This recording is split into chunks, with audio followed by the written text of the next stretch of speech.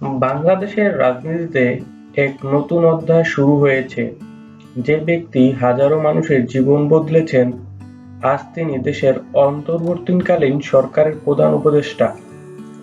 Doctor Mohammad Yunus Nobel বিজয়ী অর্থনীতিবিদ, সমাজসেবক এবং এখন বাংলাদেশের রাজনীতির নতুন মুখ।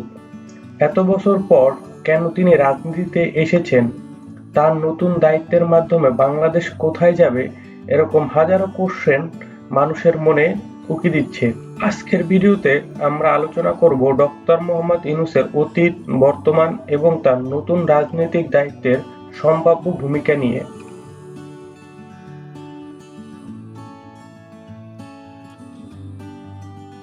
ডক্টর মোহাম্মদ ইউনূস বাংলাদেশের একজন প্রখ্যাত অর্থনীতিবিদ, সমাজসেবক এবং নোবেল পুরস্কার বিজয়ী, যিনি ক্ষুদ্র ঋণ ধারণার প্রবর্তক এবং গ্রামীণ ব্যাংকের প্রতিষ্ঠাতা। তিনি 1940 সালের 28 জুন চট্টগ্রাম জেলার হাটহাজারী উপজেলার বাথুয়া গ্রামে জন্মগ্রহণ করেন। Doctor Yunus Chittagong collegiate school থেকে মাধ্যমিক এবং চট্টগ্রাম কলেজ থেকে উচ্চ মাধ্যমিক সম্পন্ন করেন। এরপর তিনি ঢাকা বিশ্ববিদ্যালয়ের অর্থনীতি বিভাগে ভর্তি হন এবং সেখান থেকে বিএ এবং এমএ ডিগ্রি অর্জন করেন। 1965 সালে ফুলব্রাইট স্কলারশিপ নিয়ে যুক্তরাষ্ট্রের ভ্যান্ডারবিল্ট বিশ্ববিদ্যালয়ে যান এবং 1971 সালে অর্থনীতিতে পিএইচডি ডিগ্রি লাভ করেন। দেশে ফিরে তিনি চট্টগ্রাম বিশ্ববিদ্যালয়ের অর্থনীতি বিভাগে শিক্ষকতা শুরু করেন এবং পরবর্তীতে বিভাগের প্রধান হিসেবে দায়িত্ব পালন করেন। ডক্টর মোহাম্মদ ইউনূস 1970-এর দশকে বাংলাদেশের চট্টগ্রাম বিশ্ববিদ্যালয়ে অর্থনীতি বিভাগের অধ্যাপক ছিলেন।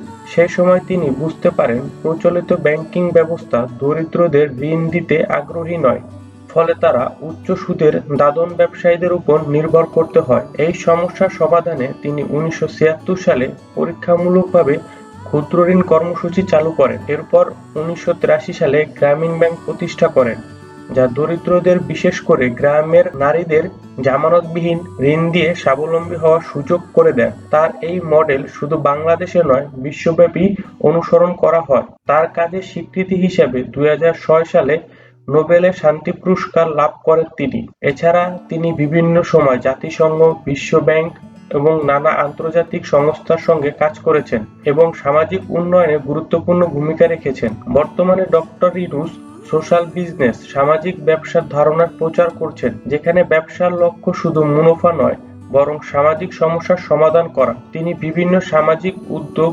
পরিচালনা করেছেন, যেমন গ্রামীণ টেলিকম, যা গ্রামীণ ফোন প্রতিষ্ঠার পেছনে গুরুত্বপূর্ণ ভূমিকা রেখেছে, গ্রামীণ শক্তি, যা নবায়নযোগ্য জ্বালানি বিশেষ করে সৌরবিদ্যুৎ প্রচারে কাজ করছে, গ্রামীণ শিক্ষা ও স্বাস্থ্য, দরিদ্র জনগোষ্ঠীর জন্য শিক্ষা ব্যবস্থা ও সাশ্রয়ী মূল্যের স্বাস্থ্যসেবা নিশ্চিত করার লক্ষ্যে কাজ করছে। তবে সম্প্রতি বছরগুলোতে তিনি কিছু আইনি এবং প্রশাসনিক জটিলতায় পড়েছেন, বিশেষ করে গ্রামীণ ব্যাংকের মালিকানা ও তার অন্যান্য সংস্থার কর সংক্রান্ত বিষয়ে তিনি আইনি জটিলতায় ভুগছে। তবুও তিনি এখনো বাংলাদেশ এবং বিশ্বব্যাপী দরিদ্র বিমোচন ও সামাজিক উন্নয়নের কাজ চালিয়ে যাচ্ছেন, বিশেষ করে তরুণ উদ্যোক্তাদের জন্য সোশ্যাল বিজনেস মডেল জনপ্রিয় করতে সচেষ্ট রয়েছেন। ডক্টর মোহাম্মদ ইউনূসের সামাজিক ব্যবসার ধারণা প্রবর্তক, যা মুনাফার পরিবর্তে মানব কল্যাণে নিবেদিত। সামাজিক ব্যবসার মূল লক্ষ্য হল দারিদ্র্য বিমোচন, বেকারত্ব হ্রাস এবং পরিবেশ সুরক্ষা। তার 3-0 তত্ত্বের 3টি লক্ষ্য নির্ধারণ করা হয়েছে: জিরো দারিদ্রতা, জিরো বেকারত্ব এবং জিরো নেট কার্বন নিঃসরণ। এই তত্ত্বের মাধ্যমে তিনি একটি টেকসই এবং সমৃদ্ধ সমাজ গঠনের লক্ষ্যে কাজ করেছেন। ডক্টর মোহাম্মদ ইউনূস সরাসরি কোনো রাজনৈতিক দলের সাথে যুক্ত নন, তবে তার কর্মকাণ্ড ও অবস্থান বাংলাদেশের রাজনৈতিক অঙ্গনে আলোচিত। তিনি সবসময় দরিদ্র বিমোচন, সামাজিক ব্যবসা ও মানবাধিকার ইস্যুতে কাজ করেছেন। তিনি রাজনীতিতে এর আগে সক্রিয়ভাবে অংশগ্রহণ করেননি, তবে বিভিন্ন সময় কিছু উদ্যোগ রাজনৈতিক বিতর্কের জন্ম দিয়েছে। উদাহরণস্বরূপ, 2013 সালে তিনি নাগরিক শক্তি নামে একটি রাজনৈতিক দল গঠনের চেষ্টা করেছিলেন, তবে এই উদ্যোগ বেশিদূর আগায়নি, কারণ রাজনৈতিক দল পরিচালনায় তার অভিজ্ঞতার ঘাটতি ছিল এবং জনগণের মধ্যে ব্যাপক সাড়া ফেলতে তিনি পারেননি। সম্প্রতি বছরগুলোতে তার বিরুদ্ধে বেশ কিছু সরকারি তদন্ত এবং মামলা হয়েছে, যার মধ্যে অন্যতম কর সংক্রান্ত অভিযোগ ও শ্রম আইনের লঙ্ঘনের মামলা। বিশেষ করে তৎকালীন সরকার ও তার মধ্যে টানাপোড়েন স্পষ্ট হয়েছে। এবং অনেকেই মনে করেন এটি রাজনৈতিক উদ্দেশ্য প্রণোদিত।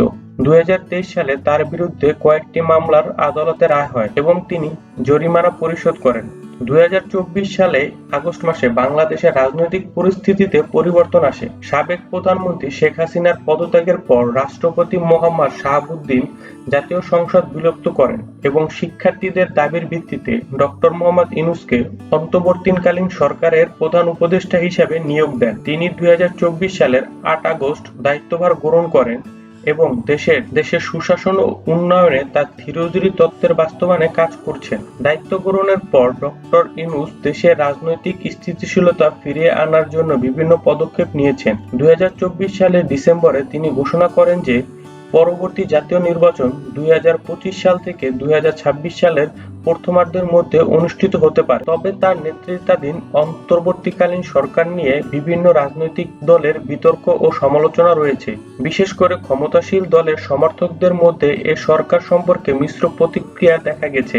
এছাড়া ডক্টর মোহাম্মদ ইউনূস আন্তর্জাতিক মঞ্চেও সক্রিয় রয়েছেন। 2024 সালের সেপ্টেম্বরে তিনি জাতিসংঘের একটি সম্মেলনে অংশগ্রহণ করেন।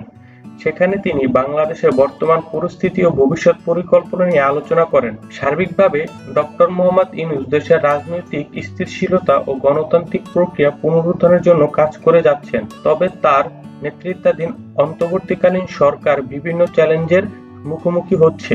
2024 সালের সেপ্টেম্বর মাসে প্রকাশিত একটি প্রতিবেদনে উল্লেখ করা হয় যে ডক্টর মোহাম্মদ ইউনূস তার থিওরি তত্ত্বের জন্য পুনরায় নোবেল পুরস্কার পাওয়ার যোগ্যতা অর্জন করেছেন।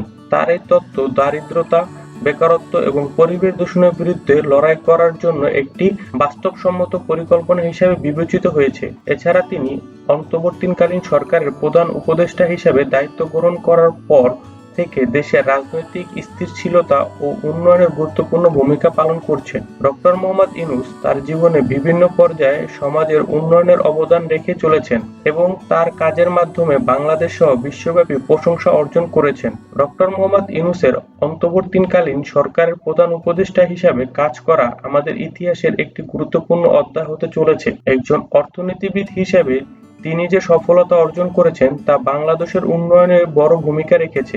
ডক্টর মোহাম্মদ ইউনূস শুধু অর্থনীতিবিদই নয়, তিনি একজন সমাজসেবক এবং দেশের উন্নতির জন্য কাজ করা একজন অগ্রগামী নেতা। তার অবদান আমাদের শেখায় একজন ব্যক্তি হিসাবে তার দক্ষতা ও নীতির মাধ্যমে সমাজের পরিবর্তন আনতে পারে। এই ধরনের আরো তথ্য পেতে আমাদের চ্যানেলে সাবস্ক্রাইব করে আমাদের সাথে থাকুন।